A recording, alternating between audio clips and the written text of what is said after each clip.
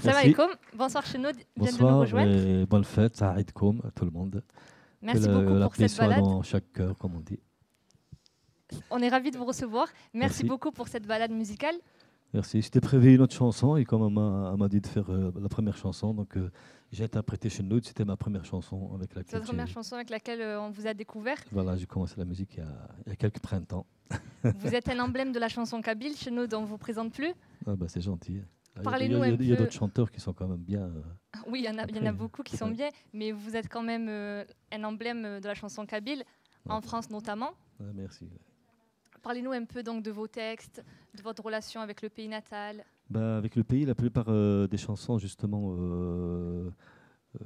quand j'étais en Algérie pendant mes études ou bien ici en France, c'est toujours des chansons qui ont beaucoup plus une relation avec l'être humain, en fin de compte.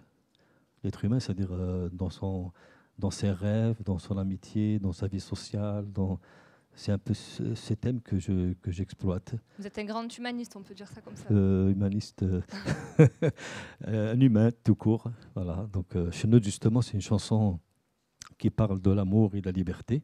C'est des mots tellement simples et tellement... sans ces deux mots, je crois que l'être humain n'est pas ce qu'il est, quoi. C'est des choses quand même très importantes, l'amour et la liberté. Voilà. Donc tous vos textes tournent autour de ces deux valeurs. Autour de ça.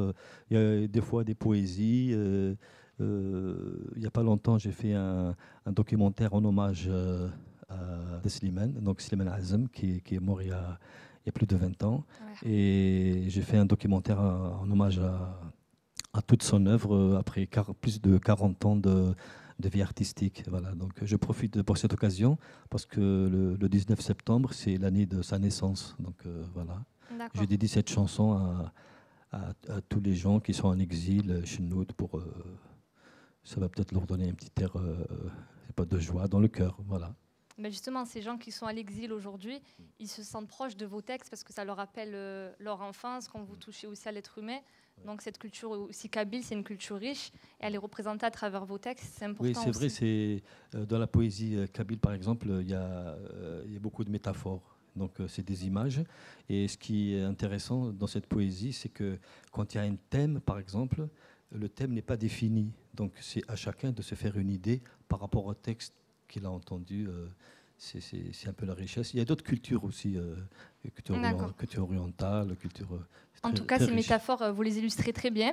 Et merci. On va passer à une autre culture aussi riche que la culture kabyle, c'est la culture chaoui. Ouais. Donc j'ai avec moi Sonia et une danseuse à elle. Bonsoir Sonia. Bonsoir. Bonne fête de l'Aïd. Merci, vous aussi, à tout le monde d'ailleurs. On est ravis de vous recevoir. Alors parlez-nous un peu donc, de votre métier, la danse orientale à travers plusieurs cultures. Expliquez-nous un peu. Alors moi je fais de la danse orientale, hein. J'ai inclus un spectacle récemment, donc un spectacle berbère, donc où il y a du mezwoud tunisien, du chlouh marocain, du kabyle et du chaoui. Donc ce soir vous allez découvrir un petit échantillon donc, de ce spectacle berbère. Et que pensez-vous de la danse aujourd'hui en France? La danse orientale se développe, il y a de plus en plus d'écoles qui s'ouvrent. Énormément. Quel est votre avis dessus? Pourquoi pensez-vous que les gens se sentent proches Énormément. Alors, je ne veux pas dire que c'est un phénomène de mode, parce que ça fait super longtemps maintenant que c'est à la mode, mais ça plaît énormément, ça plaît beaucoup. Et j'aime bien dire que ça n'appartient à personne, que la danse orientale, tout le monde peut la pratiquer. Voilà, il n'y a pas de critères physiques pour la danse orientale. On vient comme on est, puis on danse. C'est vraiment ouvert à tout le monde, quoi. Et vous enseignez également donc, la danse orientale, c'est ça? Exactement. Et vous avez des projets avec l'Algérie, par exemple ou... Alors oui, j'ai des projets. J'aimerais bien amener mes filles donc, pour faire donc, une représentation donc, en Algérie. Donc, j'en profite. L'appel est lancé alors. Voilà. Et on va donc pas tarder pour découvrir le défilé par la danse de la culture berbère. Merci. Merci beaucoup.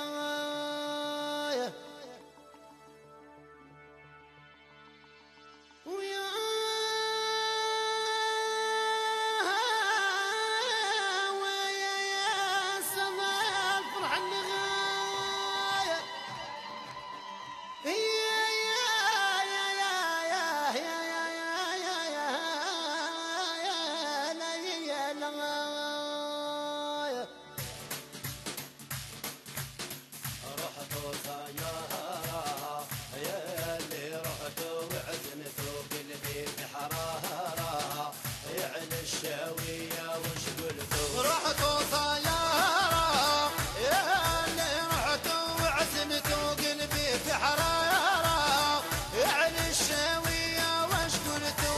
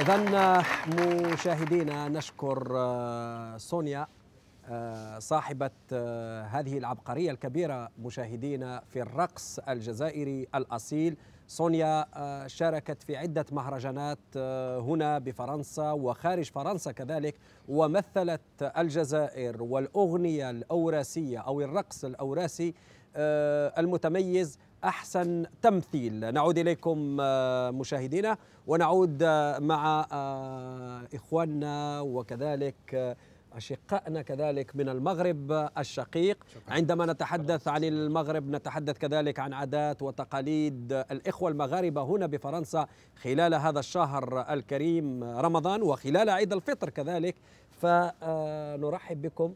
هذا بيتكم. شكرا. الجزائر معروفة يعني وتفتح أبوابها لكل الإخوة العرب. ربما كلمة يعني عن الأجواء هذه، كيف شفتوا هذه السهرة، كيف عشتوها أنتم كذلك عن قرب يعني؟ السلام عليكم، كل عام وأنتم بخير، ونتمنى كل عام نصوموا بخير وعلى خير، وكل نعيدوا جميع المغاربة والتوانسة والجزائريين وإخواننا العرب كل إن شاء الله بخير وعلى خير. الجالية المغربية كيف تقضي العيد؟ يعني احنا نعرف كل ربما جالية عندها طقوسها عاداتها تقاليدها في هذا العيد. أنتم على سبيل المثال اليوم العيد كيف تقضيوه؟ يعني حلويات، ما هي الحلويات اللي تقدموها للضيوف تاعكم، تقدموها كذلك ربما يعني لجيرانكم، ما هي الحلويات يعني؟ الحلويات تقريبا هنا في فرنسا كتكون ممزوجة بين جزائرية وتونسية، يعني فيها كعب الغزال، فيها قلب اللوز، يعني واحد الخليط تاع المغرب العربي. صح. وبعد الصلاة كنمشيو نشوفوا الإخوان والأحباب، كنمشيو نردوا معهم صلة الرحم. ما هو الطبق المفضل عندكم خلال العيد؟ نعرف أنه على سبيل المثال في الجزائر كل جهة في الجزائر وعندها الأطباق تاعها. على سبيل المثال في الجزائر كاين الرشتة، في الشرق الجزائري كاين شخشوخة، والكسكس يعني في رمضان في يوم العيد. يعني انتم واش تديروا في احنا كذلك عندنا عدة أطباق يعني مختلفة من منطقة لمنطقة. صح. انا شخصيا كنديروا اللحم بالبرقوق. نعم. واش من المنطقة الأخ؟